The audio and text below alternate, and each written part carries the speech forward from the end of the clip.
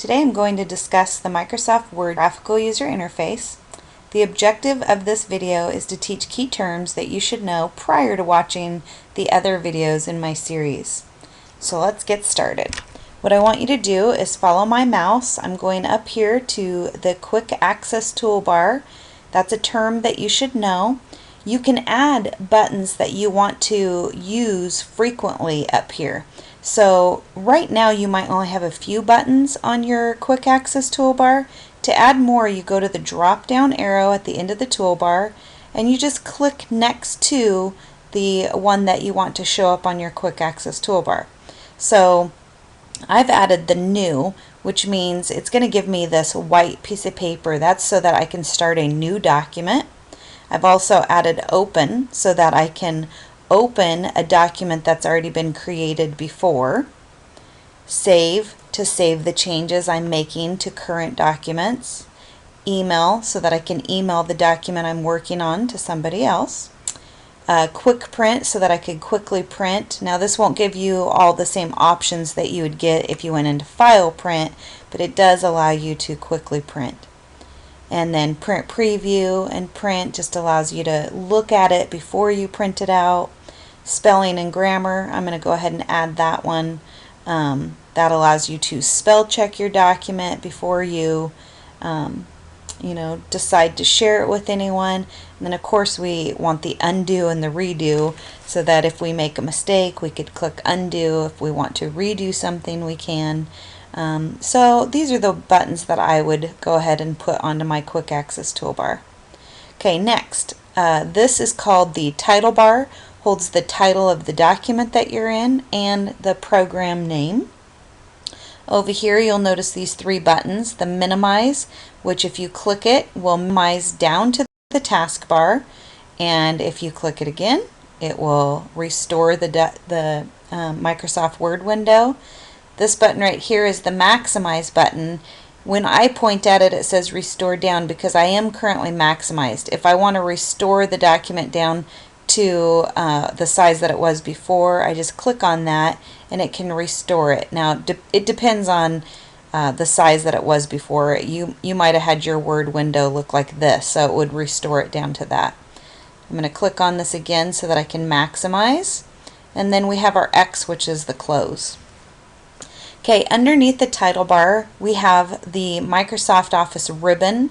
This whole area is called the ribbon now, and in the old days we had the title bar, then we had the standard toolbar, and then we had the formatting toolbar.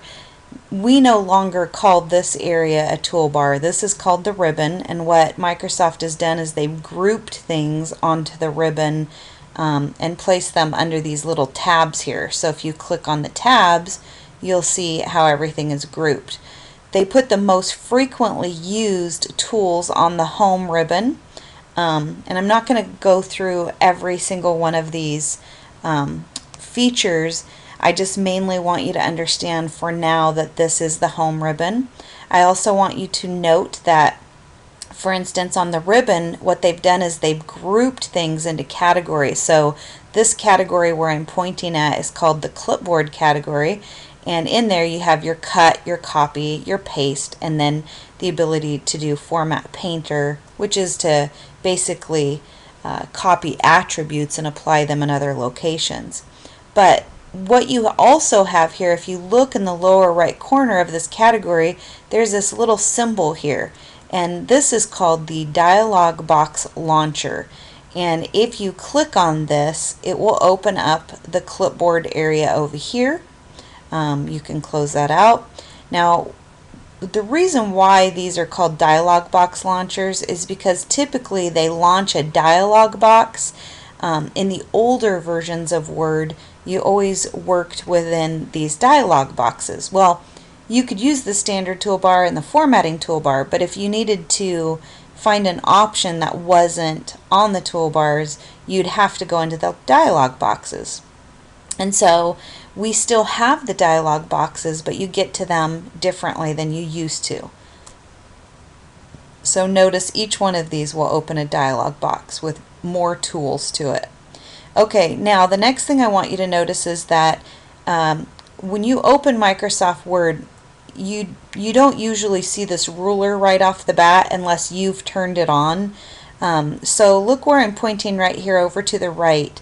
Right above the vertical scroll bar, if you click that button right there, you'll see that it will toggle the ruler on and off, or you could go to View and then you can click Ruler, and you could see how the ruler will toggle on and off. Now, it's important to have your ruler on in class because a lot of times you need to be able to set your tabs or your indentions and that kind of thing. Sometimes you may want to draw a picture that's 1 inch by 1 inch, not a picture but like a shape or something. So it's good to have your ruler open. And then I want you to follow me way over here to the left. There's a little L shape over here, and that's called your tab selection box. And if you don't know what tabs are, basically you have a tab key on your keyboard, and as you press the tab button, it takes you over 0.5.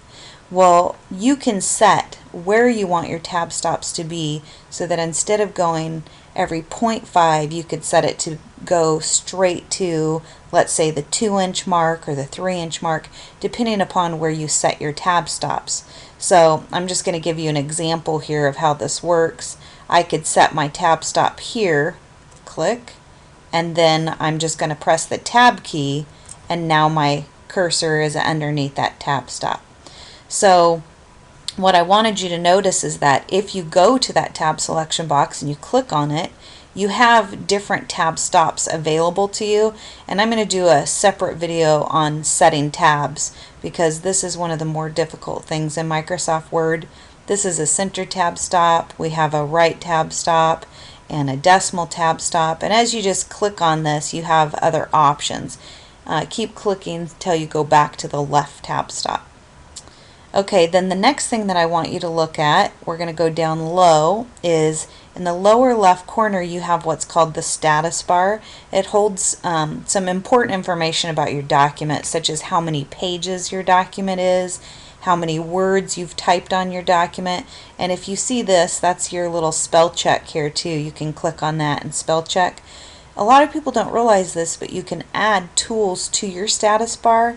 If you right click down there, you can see all the different tasks that can be added to your status bar.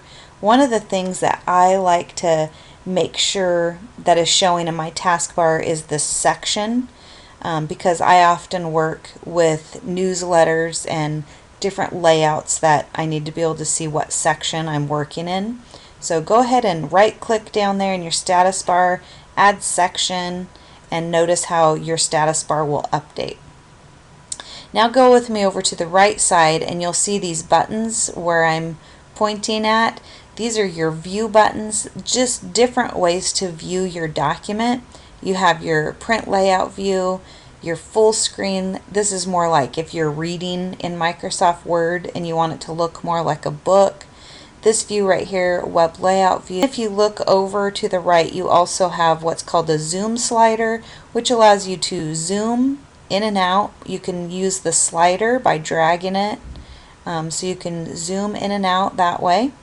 You can see how I'm doing that.